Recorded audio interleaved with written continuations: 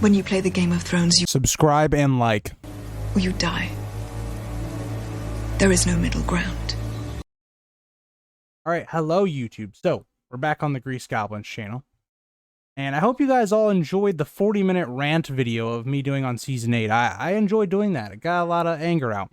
But in today's video, we're going to be talking about the morality of Game of Thrones and A Song of Fire in more of a broad term.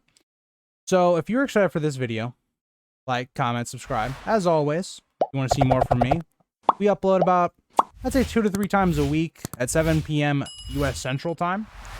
This week's a little bit different. I'm uploading like 5 to 6 videos because got a lot of material to get through. But this idea that I'm talking about stems from a certain topic that is described in the books.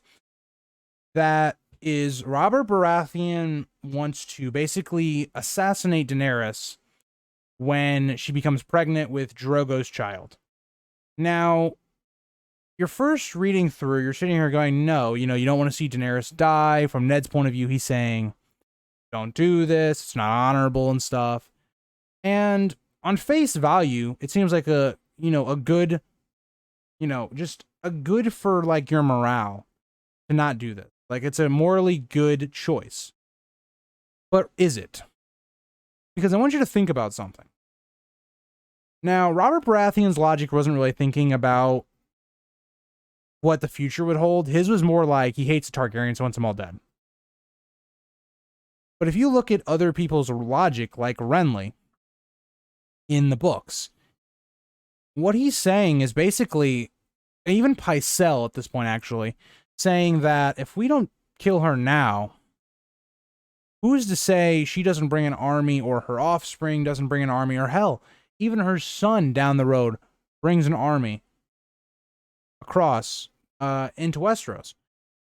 Who to say how many thousands of people are going to die? And you start to really analyze this, and you kind of look at it and you go, were they wrong? Because in reality, if you look at how the story has progressed, or if we look at the show, what happens in the show, think about how many people would not die in Westeros if they had killed Daenerys. Now, there are drawbacks. Slavery, would still be a thing. But the thousands of people that die in Westeros, at King's Landing, this war that is going to most likely happen in the books, could all have been avoided if they had actually been able to assassinate Daenerys. Now, from Ned's point of view, he's sitting here going, okay, but we don't know this is going to happen. Right now, the Dothraki have never crossed the sea. And also, at this point, the kingdoms are united, so they should be able to throw them back to the sea and end that anyway. But that's kind of short-term thinking, because even if that was the outcome, how many people are still going to die? And George is he's an anti-war writer, right? He was someone that, opposed the Vietnam War. He shows us a lot of the hardships of having a war, like the War of the Five Kings, through eyes of, Arya and Jaime and all those, that I think George himself put this in here for the reader to contemplate. Because if I was in their shoes, it would be very difficult for me to be in to take Ned's position and say, this isn't honorable or whatever, let's not do this. Because they could prevent another war from happening. They could prevent all these innocent people from dying and all this. And at this point, Westeros was in a relative good period. They were doing really well. So that's what George does so well, is that morally gray area where you see both sides of this decision. And I want you guys to let me know in the comments what you would do. If you're let's not say Robert Baratheon, let's say one of his advisors, okay? And you had to counsel, what would you say? Would you be on Ned's side of this or Robert's side? Now, again, the dragons have not been born yet either. So this really, you're just worrying about a Dothraki army at this point.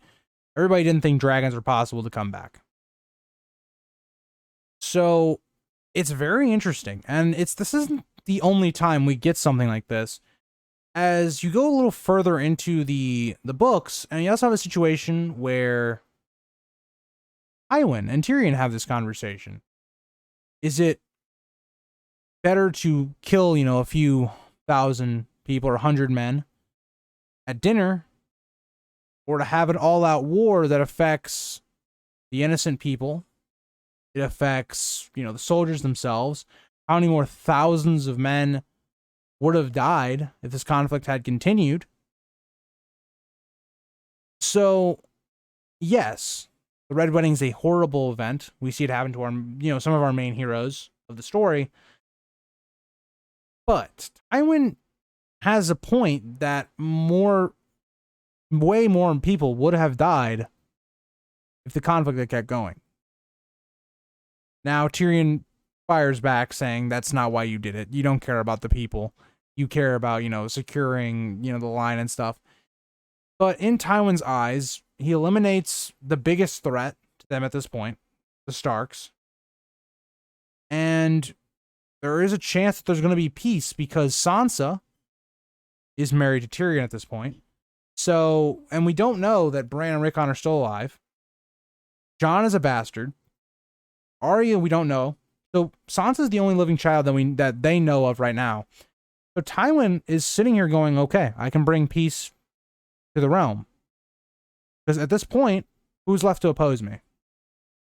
He finds out it's his own house in Tyrion. But, so it's very interesting, these morally gray areas that are brought up, because when you think about it, and it's like,